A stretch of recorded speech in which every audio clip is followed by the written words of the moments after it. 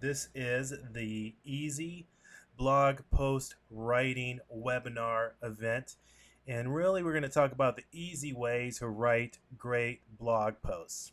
So if you guys can do me a little favor throughout the webinar, I'm sitting in my office and I'm talking to an empty room.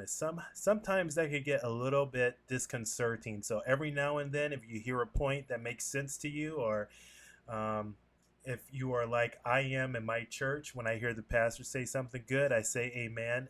Go ahead and type in your chat box that you're hearing me, and you can throw in an amen every now and then. I know that I'm talking to a live, living, and breathing audience. That's great. Two, if there's any cutout in audio or video for more than a couple of seconds, feel free to jump on your chat area there and let me know that as well. If it persists, then I'll see what I can do here on my end. But it looks like everything is working great right now, so that's awesome. And this webinar will go for roughly an hour. I have a little something special for you at the end. If you stick to the end, I'm sure you're going to want to see that. I usually put a lot of information in these, and I'm going to try my best to keep it under an hour. And at the end, I'll be happy to stick around for a Q&A session and answer any questions you might have. If you have a question during the webinar, go ahead and just put it into your chat window there, and I'm keeping track of all the questions here on my end, so I'll make sure I circle around to those at the end. So my goal is to show you how to write a great post. Okay, so I know that for a lot of people, the rubber hits the road on your blog when it comes to publishing a great post. All right, because great post is the entry to getting more readers, getting more leads, getting more sales. For authors, being able to show that you're able to attract an audience that's great for your book advance and book contracts. So it's a huge deal to be able to write great posts. So that's my goal. I'm going to show you how to write a great post.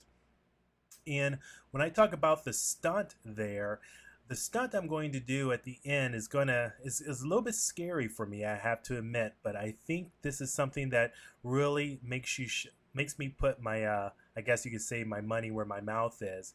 But you're going to really want to stay around for that stunt.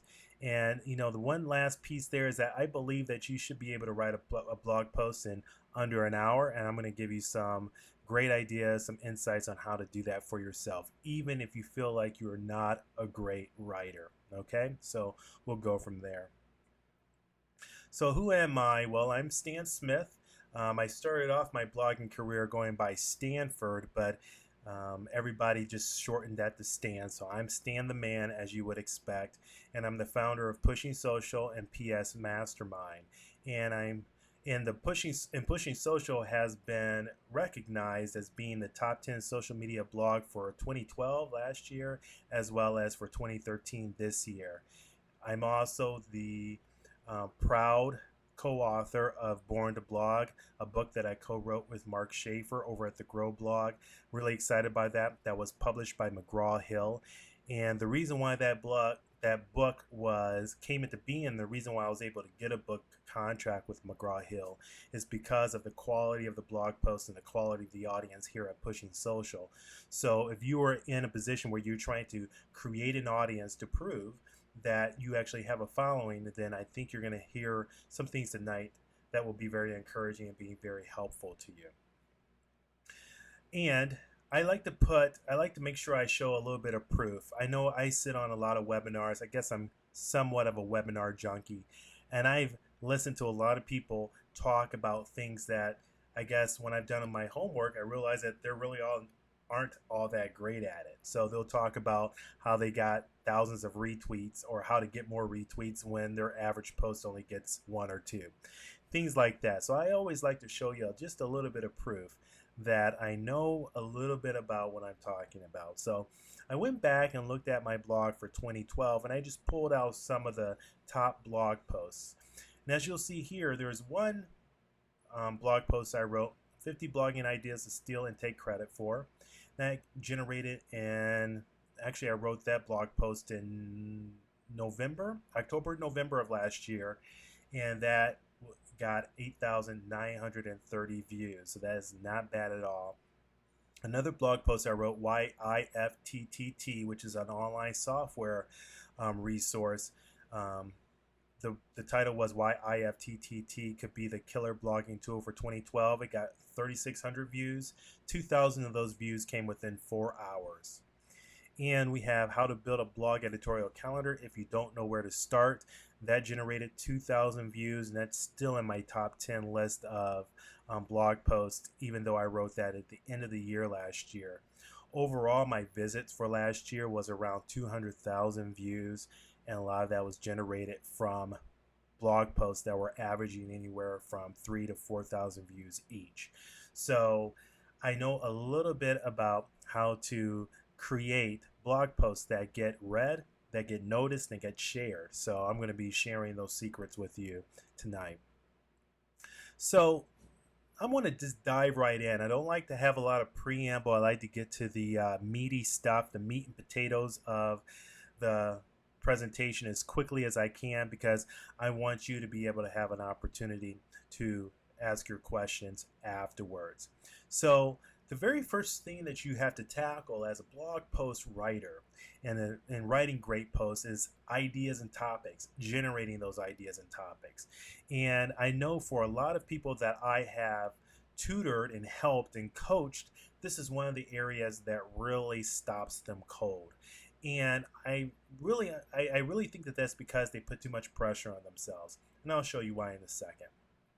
Here, let's talk about smart and fast brainstorming. Now, I believe that most people kind of run into this brick wall when it comes to coming up with blog post ideas, is because they're using this standard brainstorming process, and usually that process takes too long. You have to, kind of get your tools together, get your fancy software together. There's these kind of rules that you follow when you do brainstorming, and you put so much pressure and you spend so much time doing it that you pretty much run out of gas. And also the expectation is that you're going to generate new and unique ideas that no one has ever heard before. And really, folks, that is not what we're talking about. You're taking all the fun out of blogging. Okay, so the very first thing I would tell you is stick with what you know. Okay, blog about what you know. And I know that in many businesses, for example, the marketing person will come in and they will say, hey, you're going to write our blog, and it's a very highly technical topic, and you're kind of going, I don't know what this is about, and you're trying to write this blog, and that's a roadblock right there. So stick with what you know. Now here is, if you are obsessed with your topic, like I believe you should be if you're blogging, then there's a couple of things that you know right off the top of your head. Topic news. What is the top news in your industry? Okay, so as I'm talking, why don't you guys go ahead and put in some of the topics that you're interested in or that you blog about, and I'll be able to make some of these examples more specific to you. But there's some things that you always know, and the topic news is one of those. I am a social media person. I'm a social media thought leader, and I am always up on the latest topics in my area. So I think that it's not hard for me to comment on the news in my area. And if you have one person put in web design and development, I'm sure you know where you need to go to find information or the latest news about your area. Okay, same thing for if you are very specific or you're very knowledgeable about Excel. You pretty much know where to go to get that top of the line news. Now, what I like to tell people to do is, when you find a good source of news, subscribe to the RSS feed or sign up for email updates so you can have that information coming to you so you don't waste time trying to find it. All right, so that's topic news. The next is frustrations. What frustrates you in your niche? Okay, in your subject area. Go ahead and throw that in the chat box. What is the top frustration in your particular niche? Okay, so if it's probably parenting and the mommy lifestyle, it is probably the number one frustration is finding time for yourself, or coming up with educational and interesting things to do with your kids over summer vacation. Those are top frustrations, and you can see very quickly how you can generate some really cool blog post ideas just by sticking with what you know. And then you can also you can check the comments on big blogs in your area, popular blogs in your niche. You can visit forums and really look through what's going on in the forums and pick out the frustrations that are happening there. Or you can go to answer sites like Quora at quora.com, where that group generates questions and some brilliant answers on many frustrations across many different topics. And I think that that's a resource for you as well. Opportunities. Where is your niche going? Where is your subject going? Now, I know that this may make a little bit more sense for people who are in technology and you're talking about emerging technologies there. But what are some of the trends? What are some of the things that people are talking about for next year or the year after? How is your interest changing? You know, again, in the mommy lifestyle area, a lot of people are talking about cyberbullying and cyber parenting and how do you use technology to enhance your parenting. Little things like that. Those are future changing things that people are very interested in. Okay, and if you are in the business world, you can look to trade journals. For this type of information. You can also look to mainstream publication searches. So going to top news sites and combing through some of their older articles for information and for ideas, I think is a great way to brainstorm. But I think the central principle here for you to understand is stick with what you know. Don't try to be bleeding edge or way out there. Just talk about what you know. And I know that you're probably thinking that, wow, people are tired of hearing me talk about this topic. 9 times out of 10, you're wrong. Who you're talking about is probably people like you, people who are in the know that publish in your particular area, but your audience probably can't get enough of that particular topic. I told one of my clients about the process I went through to train my new golden retriever. For that 3 or 4 nights that we were crate training her, I was obsessed with this topic, and you could have told me the exact same advice 10 different ways now of eating it up. So think like your reader, not like your peers. Okay, so that's some smart and fast brainstorming tips for you there. Next, let's talk about the right recipe. Now, one thing that let me go back to that real quick. The one thing that scares the heck out of people is what you see on your screen right now. Nothing. Okay, when you sit down to write your post and you bring up that blank screen, it probably is giving you goosebumps right now. Okay, I'm sure that you're probably going, wow, I have to kind of fill up that screen with text. And if you are not a professional writer, and if you start with a blank screen, then you're probably hurting yourself right from the very beginning. And what I like to do is to focus on getting these right recipes, okay? And when I say by the right recipe, if you get me in the kitchen with great ingredients, fresh ingredients and quality ingredients, but no recipe, I'm still useless, okay? Because I'm not a professional chef. Okay, but if you give me a good recipe, then I can get down a bit in the kitchen. I'm a decent cook if you give me the right recipe. The exact same thing works for blog post writing. So many people sit down and they have that blank screen and they are trying to come up with something out of thin air, and that's similar to me trying to come up with a recipe out of thin air. It just doesn't happen a lot unless you're very talented at it. So I know that I've spent a good amount of my time blogging, finding the right blog recipes. And in doing that, I've kind of looked in many different places for inspiration, okay? And I found that certain types of stories always do exceptionally well. And really, the only place you need to look for great story ideas is look to Hollywood.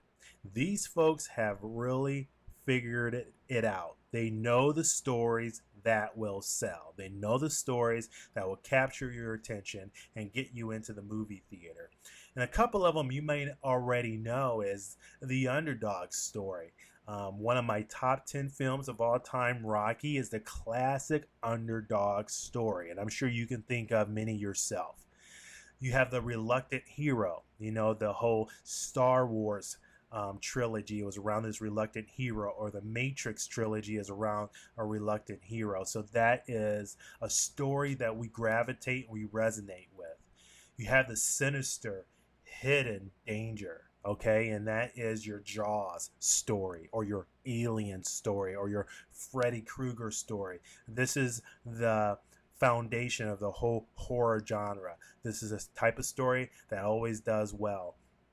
Your epic mystery, okay, your Indiana Jones and your National Treasure movies, and the quirky but heroic team, the A-Team or Star Trek, so these are the stories that Hollywood always goes towards.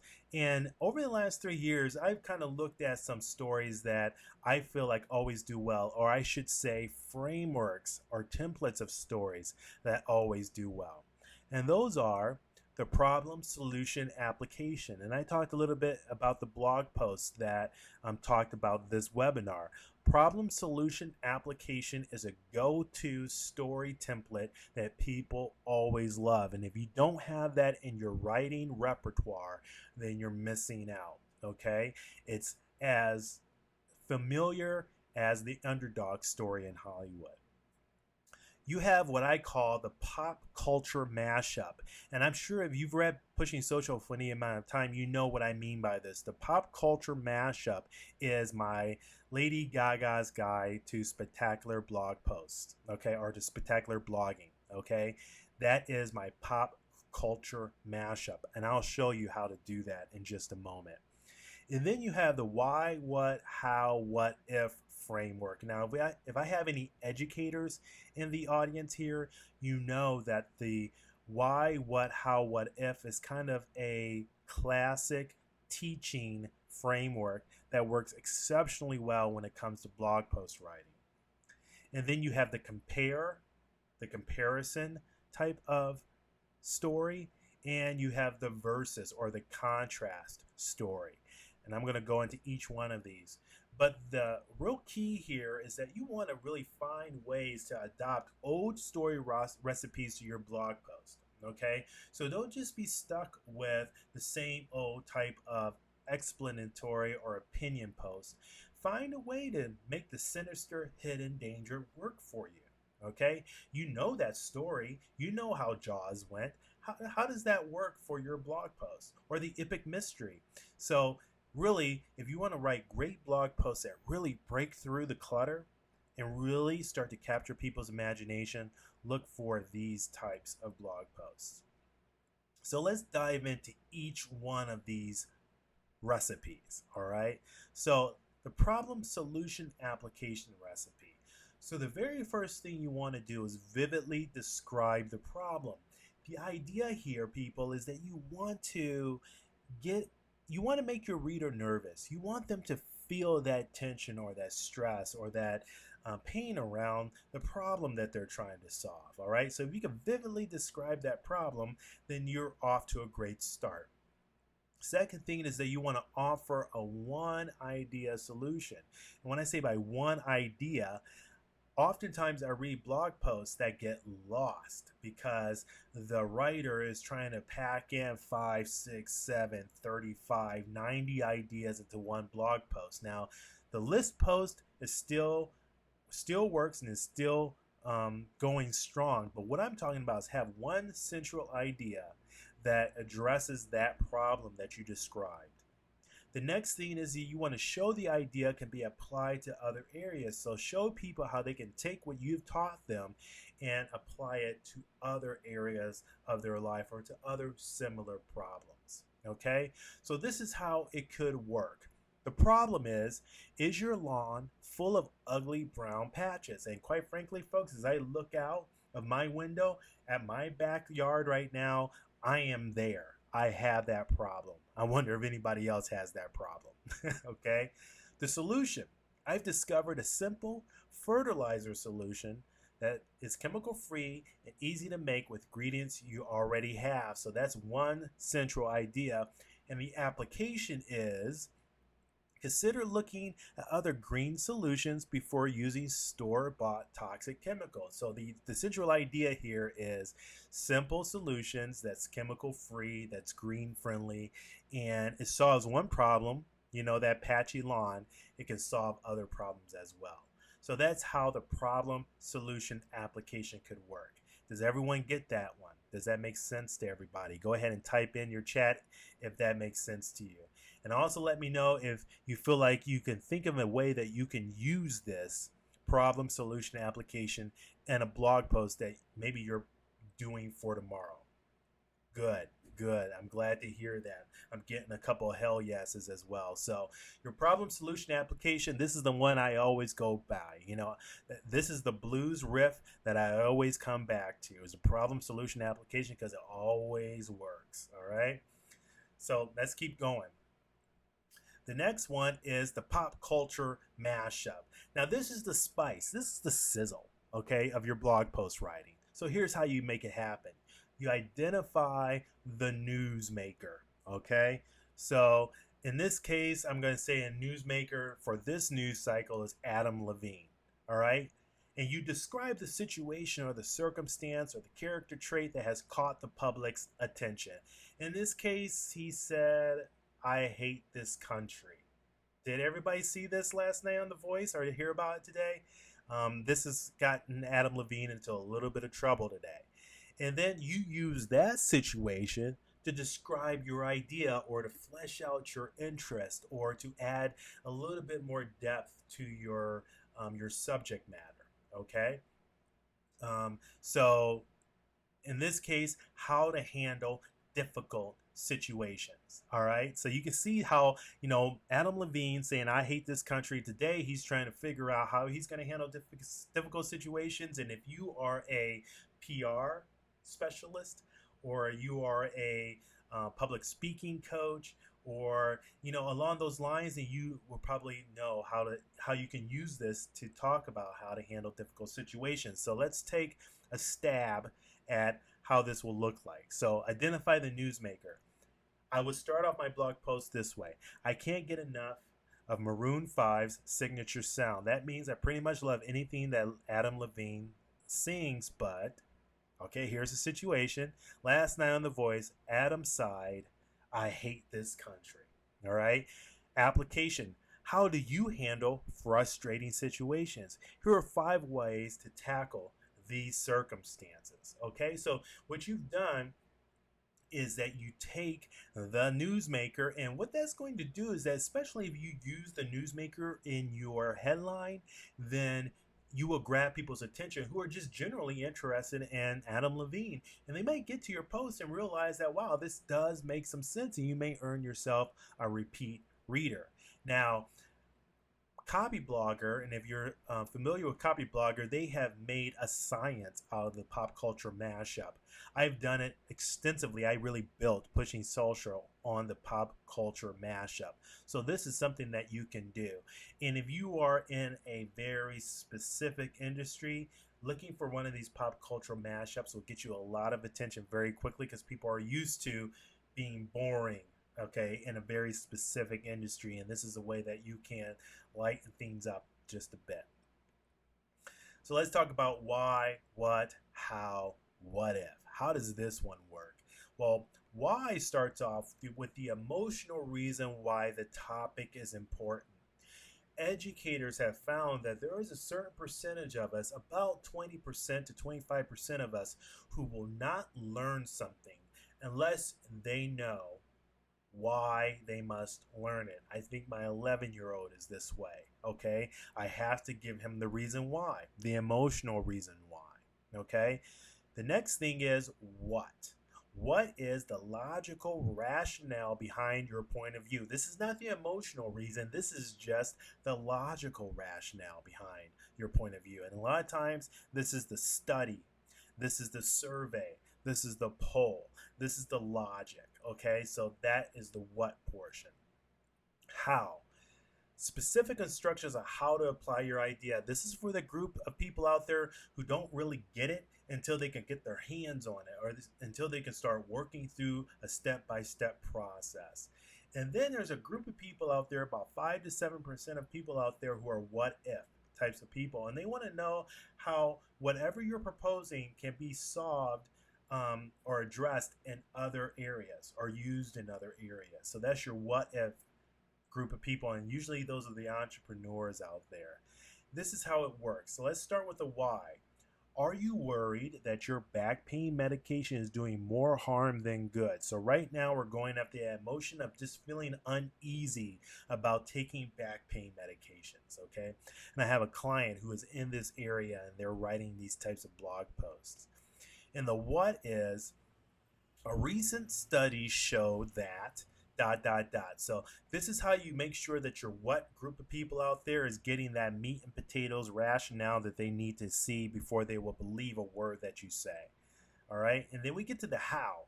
Try these non-medication techniques for your pain. So that's where you're going to take them through a step-by-step process. And then you get to your what if. The same techniques apply for many joint pain ailments. So not only will it work for your back pain, but it will deal with knee pain, or it'll deal with a tennis elbow, or many other types of joint pain ailments. Okay, so that's how your why, what, how, what if works. This is a really blue collar post because it makes sure it hits your entire audience. Everybody in your audience is going to see a piece of something in these blog posts that appeals to them. Okay.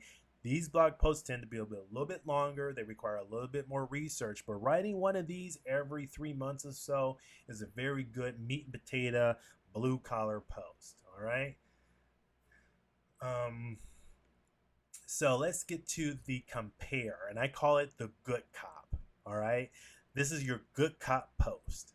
All right. So first of all, you're going to start with identify a positive metaphor or example. Okay, and then you want to specifically list 3 or 5 characteristics that your reader agrees with. All right, and then you want to outline how your product or topic interest has similar characteristics.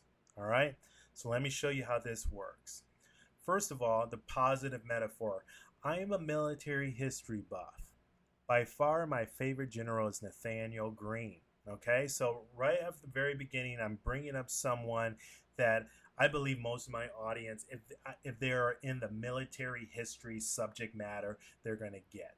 Okay, positive characteristics. Nathaniel Greene had 3 leadership traits that ensured his success. All right, and then you make the comparison.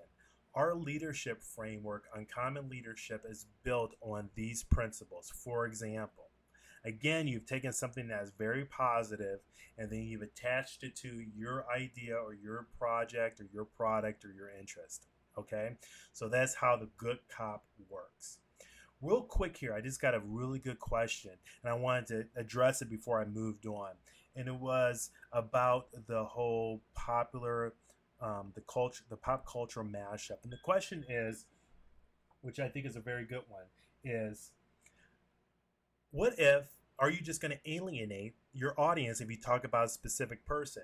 Actually, you won't. All right, you're not going to alienate your audience, because I think a lot of people believe that your audience is waiting on this razor's edge and they're ready to be offended by what you've written.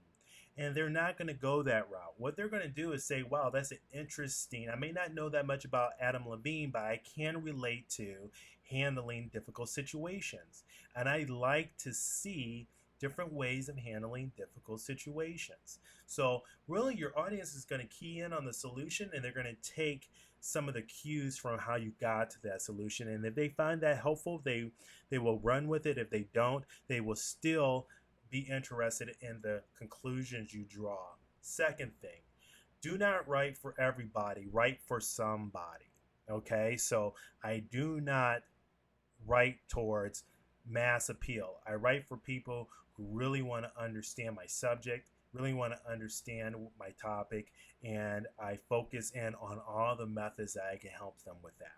So I just wanted to address that one really quick, because that's an excellent question. It's something that people come up with a lot. Okay, so let's talk about the bad cop. the versus, okay? In this case, you're going to identify a negative example.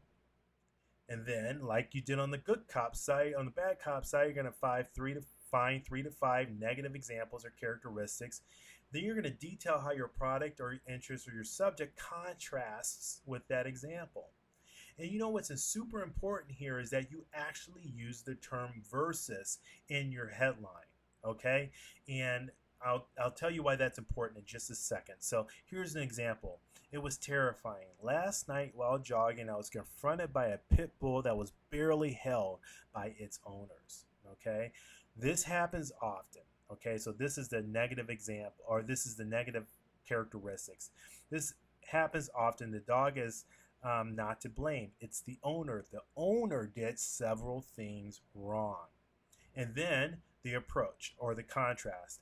Our approach to dog training uses 3 proven techniques to calm red zone prone breeds. So again, you're using this negative example. It may not feel so good in the beginning, but you're contrasting it, okay? And you're providing that example and providing that relevancy for your particular subject. So your headline could be red zone dog training versus isolation and muzzle techniques. The reason why you have to use that versus in your headline is something I learned from my friend Marcus Sheridan, who runs Sales Line, the Sales Lion blog.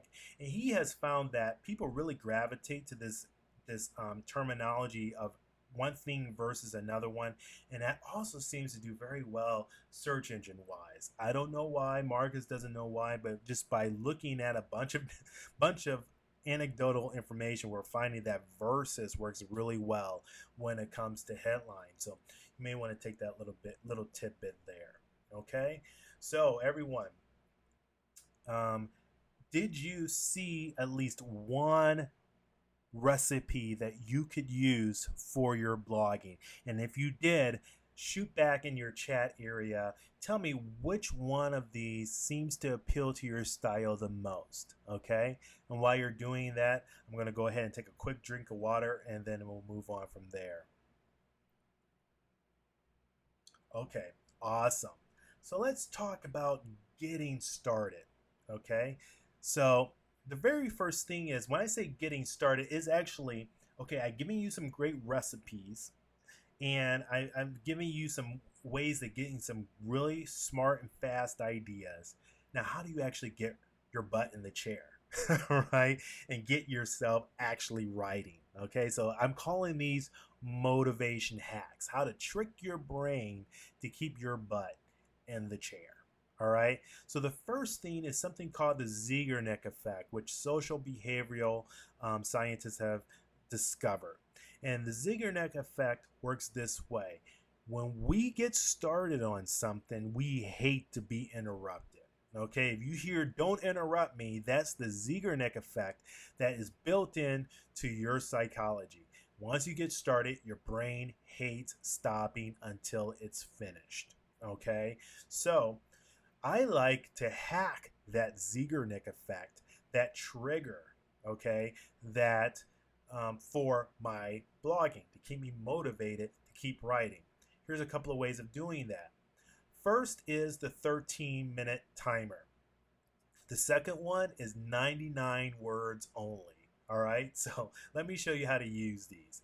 The 13-minute timer is simple, as simple can be. All right, get an egg timer, set it to 13 minutes, and start writing. Don't stop or pause. Just keep writing, and then stop immediately when that timer rings. All right. Now, if you do this, I guarantee you that you will go out of your mind when you hit that timer hits that 13 minutes, because you're going to want to keep going. You're probably going to be struggling for 5 or 10 minutes, and then you're going to start typing. All right. And that timer is going to go off, and you're like, I have to stop. Okay. This is a great way to get me going, because I immediately go, oh, forget the timer. And I keep writing. And before I know it, I have a blog post done. It's a really great little hack. Let's talk about 99 words. And you'll find it almost impossible to stop writing. So basically what this is that you just set for yourself that you are just going to get 99 words down on the page. That's it. Just 99 words. You're not going to write a blog post. You're going to write 99 words. Okay? So this is how that works out. And I just wrote this just to see if it still worked with me. Okay, so you have your blind hairless mole rats exist. Some think they're just a caricature used to describe obscure writing topics. No, in fact, blind hairless mole rats are probably more popular than the celebrities that use their name with tongue-in-cheek respect. The blind hairless mole rat is blind because they live in all of their lives underground. Their eyes are as useless to them as buggy whip is to a new Ford owner. Instead of eyes, they rely on a sense of smell and receptivity to vibration that is nothing short of remarkable. It is said that a BMHR, or my blind hairless mole rat, can sense, and that's 99 words. Now, if you were reading this along with me, you're probably going, finish it. And if that's what's going through your mind, that's the Zeigarnik effect, okay? So you guys, do you kind of understand that whole principle, the 13 timer and the 99 words? And if you understand those, just go in there and throw in the chat box which one you think you want to give a try the next time you sit down and write a blog post. All right, nice hack, thank you. I love the 99 words, all right? So let's talk about creativity hacks. So I've gotten you into the chair, all right? And you are getting ready to write, all right? And you've got your egg timer turned to 13 minutes. It's starting to click down and you started writing, but you need to kind of get your creativity going. How do you do it, okay? The problem that most people have when they are trying to write great blog posts is that they're trying to be a writer. Okay, your problem is you're trying to be a writer. You're probably not a writer. You're probably just a person who's very obsessed with a particular topic, all right? And you're the best at that topic, but you're not a writer. So these creativity hacks is about getting outside,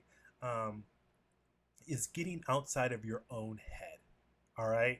And by getting outside of your own head, you're able to do a lot better with writing. You kind of loosen up that logjam in your own mind, okay? And I have a couple of ways to do this. One is what I call Get the Oscar.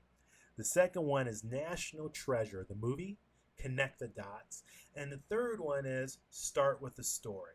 So let's talk about Get the Oscar, role playing, okay? And that's essentially what it is. What I want you to do is imagine yourself as the narrator describing a situation. You're not a writer, okay? Don't put all that baggage on you. You're just someone who's just looking at the situation and writing about it. So if there's news and people are reacting to news in your industry and you want to write a blog post about it, just narrate what you see, okay? You're not a writer, you're just a narrator, and we all can narrate a situation pretty well. As a matter of fact, if you go to a ball game or you go to a public function, you're going to always hear people describing what's going on. That's them being a narrator, and we kind of naturally take to that role. Or you can be the mentor, explaining that lesson behind the situation, that little golden nugget, that moral that people are missing, and you're just going to be that person who explains it or coaches a person through that, okay? The principle is you are getting tripped up by trying to be a writer rather than casually talking about something you love. So you've taken something you love, okay, and you put all this baggage on yourself to be a Pulitzer Prize winning journalist. Well, all you need to be and all your your readers are expecting is your point of view. All right, so that's Get the Oscar. National Treasure. Connect the Dots is all about being that investigative reporter. And what this means is that you lead your reader on an adventure where you explain and then connect ideas to your topic. And if you're really obsessed about, social media, you're able to kind of grab these little factoids, these little nuggets, and kind of use them to embellish or to flesh out your perspective. Okay, so what you want to do is do what you're obsessed about, finding that little stuff, those things that connect the dots, and narrating that for your reader. So that's the one that is National Treasure Connect the Dots, and I got that from, I don't know if you've seen the National Treasure movies with Nicolas Cage, but I just love how they grab these little factoids and they're able to kind of weave this story.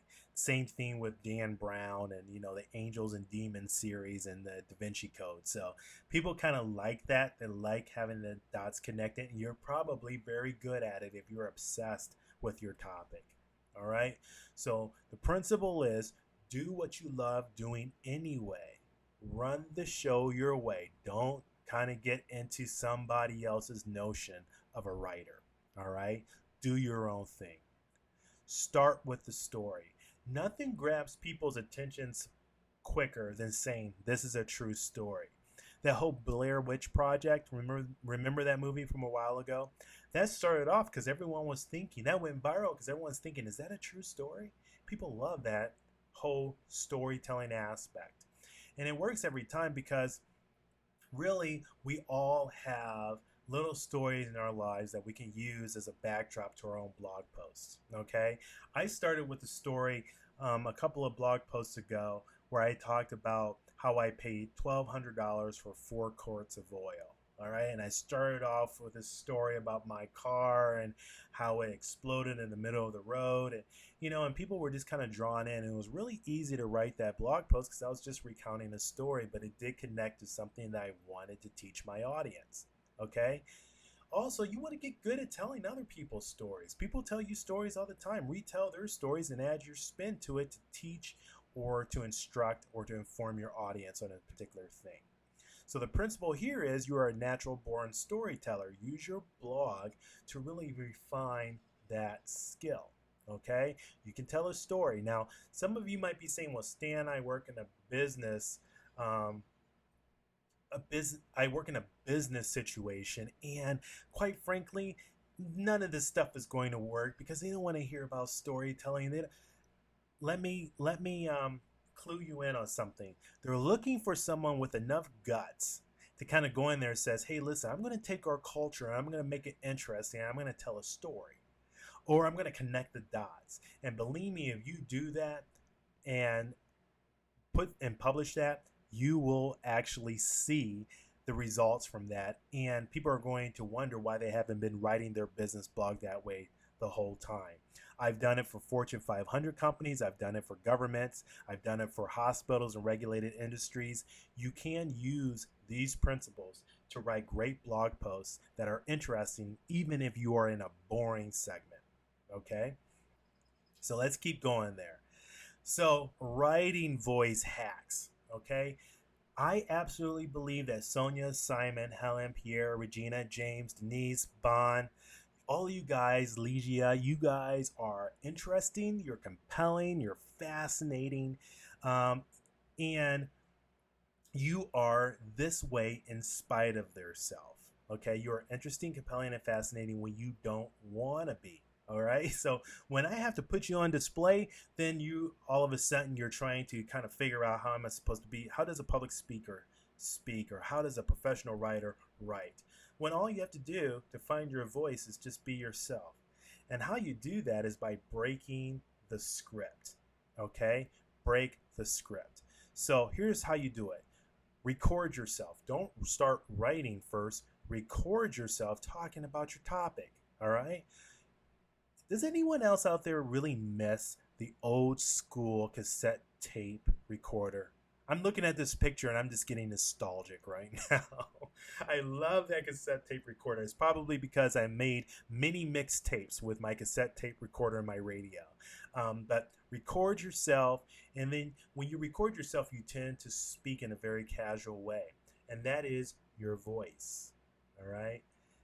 Tape a mock interview. So turn on your recorder and have somebody come in and ask you a few questions. I usually did this in the beginning with my wife. I would give her some questions. I would tell her to come in and interview me as if she was Barbara Walters, and I would just give my answers to the questions. And I oftentimes had really natural, authentic voice to them because I was just answering questions.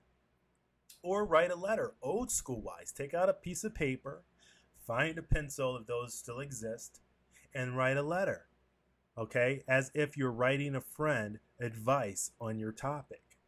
your real writing voice will come through then. All right. And then once you've done all that, once you've written your topic, okay, here's what you need to do. Delete the first paragraph. Just take it out, because that first paragraph 90% of the time is junk. All right, because it's you kind of warming up. It's you kind of doing all of the things that you think you're supposed to do to start a story.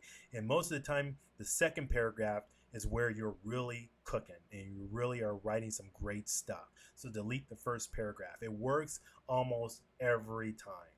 You'll find your authentic voice in your second paragraph. All right, so that is how to write. That is how to kind of hack your writing voice. All right. So I'm going to give you some crazy blogging advice you can safely ignore so we can get on to my little stunt that I plan to do here. Hopefully it works well. Crappy blogging advice you can safely ignore. All posts should be a certain length. Nope, that's stupid. That's baloney. No such luck. No such factoid out there. 2, you should blog X times a week, month, or year. Quite frankly, I believe that, if you want a successful blog, you're going to have to write. You're going to have to write on a regular basis. But that's really about getting comfortable with the medium. So you should blog X times a week, a month, a year. There's no specific number. There's just some rules of thumb there. That's it. Readers are tired of list posts. Nope, they're not. I could write a list post tonight. People will go gaga over it. So list posts still work. You might be tired of them. Your peers might be tired of them. Your readers aren't. Write when you are inspired. Writing is something that you're going to have to get good at, discipline yourself to do, sit down and do. You will get better at writing the more you write. If you're going to write when you're inspired, you will never write, okay? Because it doesn't come naturally for a lot of people. Don't promote your posts. It works better when readers find them. I heard this crap when I first started 2 years ago, and I ignored it, and I'm glad I did. I would have starved with my blog if I took that rule of thumb from other folks. So you can promote your post. You just have to find a way to do it in a way that you don't feel like a schmuck or a dork, okay? And write clever headlines, all right? You don't really have to write clever headlines. Just write simple, straightforward headlines, and people will read your posts, okay? So like I said, that's some crappy blogging advice you can safely ignore, all right? So let's pull it all together. So your headline, your lead, your body, your closing, these are the elements of a great blog post. And I can talk to you about them, but it's probably better if you kind of see me do it. So here's my stunt. Like my dad would say, put up or shut up, son. I want you to watch me actually go through a topic, structure, and writing, and outline of a post in about 15 minutes. Okay, so to make this authentic, and that's David Blaine, the famous magician there, I would like you to give me a topic. Okay, and I'll just randomly pick a topic, and I'll pull up my editor here. You'll see your screen flash, and I'm actually going to go through the process of kind of pulling some of these elements together in a blog post, and you can watch over my shoulder as I do it. All right, so go ahead and give me some topics. All right, we have potty training, blog envy, pay it forward, New Zealand. I've never been to New Zealand. That would be a challenge. Keep going. The bubble man, what to do when a relationship fails. Keep it going. I'll keep it open. The topic for another few minutes, or not few minutes, a few seconds here. I want to get to something. Creating online programs. Okay. Is that online programs in terms of marketing programs or whatever? Angela, just let me know about that. Any more? Any more? Star Trek in real life. There you go, Lisa. I knew I liked Lisa. Lisa, I like you. All right, how to be yourself when you blog. All right, so let me pick one of those. Let me pull up my text editor here. I want to make sure everybody can still see my screen as I pull up my text editor. And right now you should have a blank screen up there. Everyone see that okay?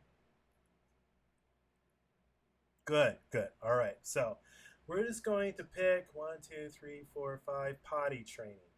Potty training, that's what we're going to deal with. All right, so potty training. So the news in potty training could be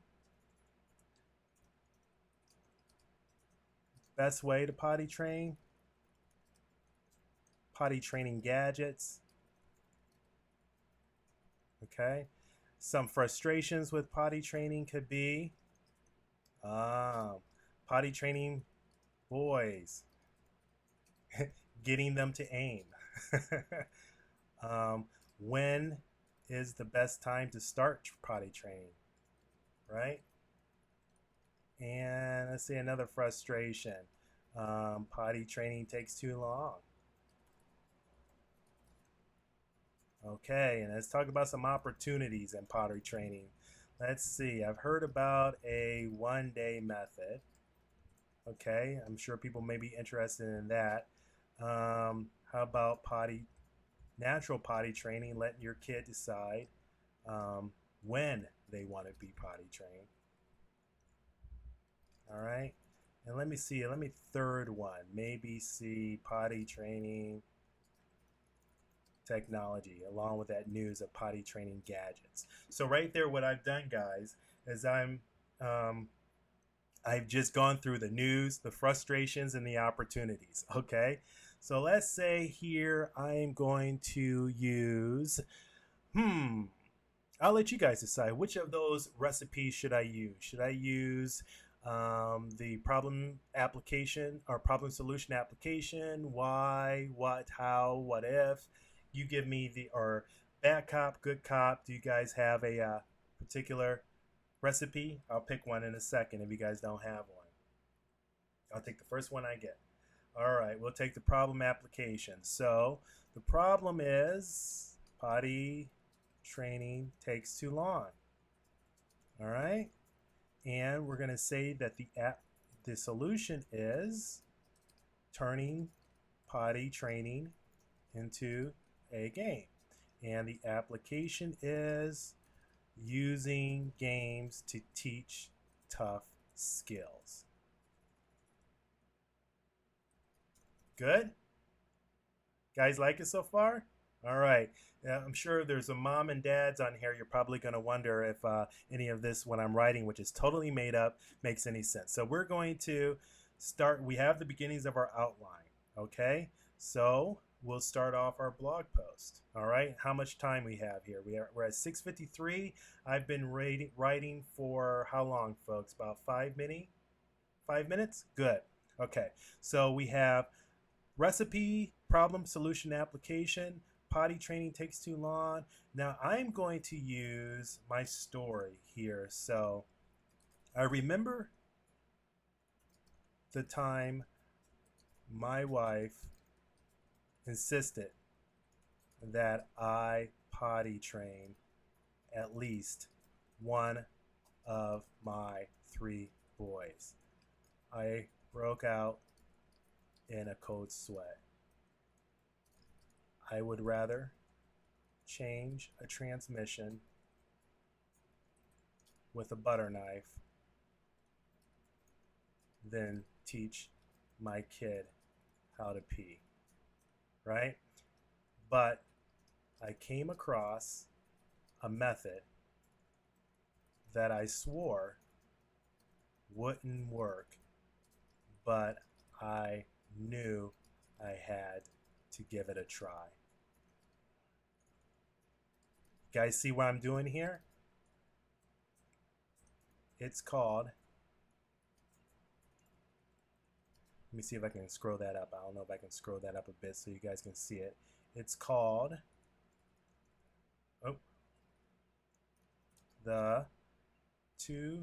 it's called the 6-hour potty training method. And it works like this. Number 1, I won't write them out. Number 2, number 3, number 4, number 5. After completing the process, magically, my oldest and toughest critic, my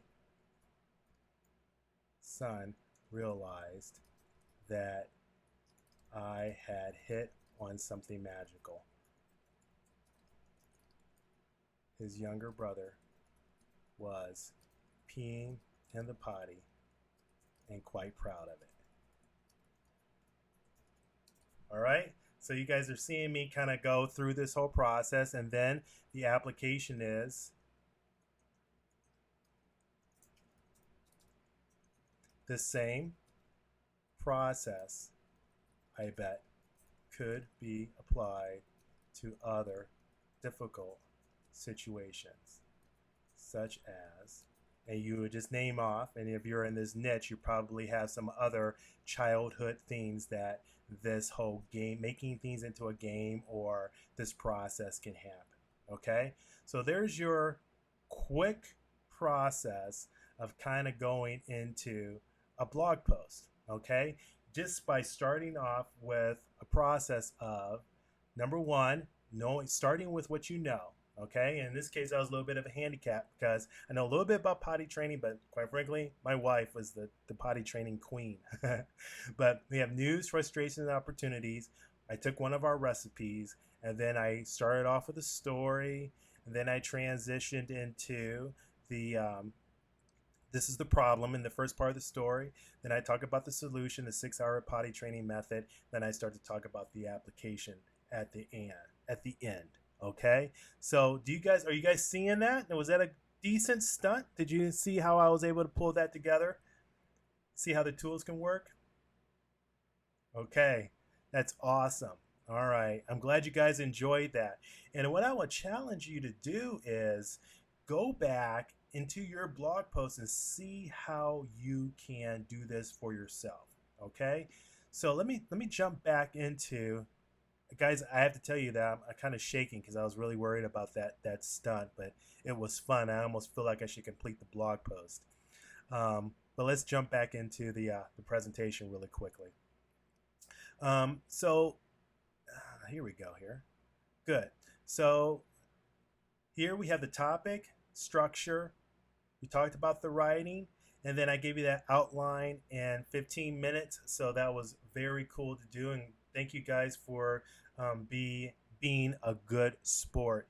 And yes, I am recording this. So the next step is, and I'm sure there's a lot of people on this call right now, and I guess the big question is, a lot of people may not be sure where to start. So they're kind of saying, wait a second, you know what? That's easy for you, Stan, because you've done 300 posts, okay? And I'm not sure where to start because I actually probably have to write a blog post tomorrow for my business or for my team at my corporation. Or quite frankly, I need to get good at this fast because my blog needs to do exceptionally well because, I need to get more readers. I need to get my work noticed. I need to establish my business authority. I need to finally start earning some income from this labor of love. So I know what you're saying, but I don't know where to start. And that's totally fine because I just want to make sure you guys have the opportunity to sign up for something new I've created that was inspired by while I was writing this post or writing this presentation, which is the Easy Blog Post Writing Workshop. Okay, and here's what I want to do for you. Starting next week on June 5th, I'm going to give you 4 in-depth online workshop sessions, okay? And during these sessions, I'm going to break them up, and I actually tend to put a lot more into stuff than I actually talk about, but here's just a snapshot of what I want to do. On June 5th, I want to talk about how to quickly fill your blogging calendar with irresistible content. And what I'm going to do there is I'm going to take the month of June, and I'm going to show you how to fill it up with at least 2 posts a week that are absolutely irresistible content. Okay, so that is the first week. And then the second week, we're going to talk about Module 2, a step-by-step look over my shoulder blog post. So I'm going to write a blog post for Pushing Social, and then you're going to look over my shoulder as I'm writing that, and you're going to see the ums, the ahs, and all that kind of good stuff that it goes into writing a blog post. And I'm going to actually let you see some of the statistics of how that blog post did. So that's going to be a great learning opportunity for you. Then we're going to talk about how to write blog posts that promote themselves. This is a little secret that I use all the time, that I write blog posts that I don't even have to promote, but they bring in thousands of readers. So I'm going to show you what I do there. Then I'm going to talk to you about how to discover your unique voice voice and how to write your best blog post ever. That's my goal, okay, through this session. So that's the fourth one, and then we're going to finish up with a 2-hour anything goes live Q&A. You can ask me about blog post writing. You can talk to me about how to promote your blog. Anything goes during that Q&A session. Plus, I'm going to give you a downloadable video recording of every one of those modules. I'm going to give you the slides. I'm going to give you some quick start checklist. I'm also going to give you a 4-week access to my video training library that I've been building over at the PS Mastermind that you're absolutely going to love. And really, I'm going to give you all of that for just $67 starting tonight. You may want to jump on this quick because I'm not sure how many people I'm going to allow into this, but I think that's a good deal and there's a lot of content. But there's something else I want to give you that I think you will find absolutely valuable, okay? Let me go back. And what I want to give you is that sometimes you need to see this stuff for yourself. You need to see it applied to your particular blog. So what I want to do is I want to give you one blog post rewrite. That means that if you sign up for the workshop, at the end, I'm going to have everyone send me one blog post that they want me to rewrite using the techniques that I have that I'm going to teach during the workshop. So I'm going to rewrite that so you can actually see this in action using your content. Okay, so I'm going to do that demonstration just for you.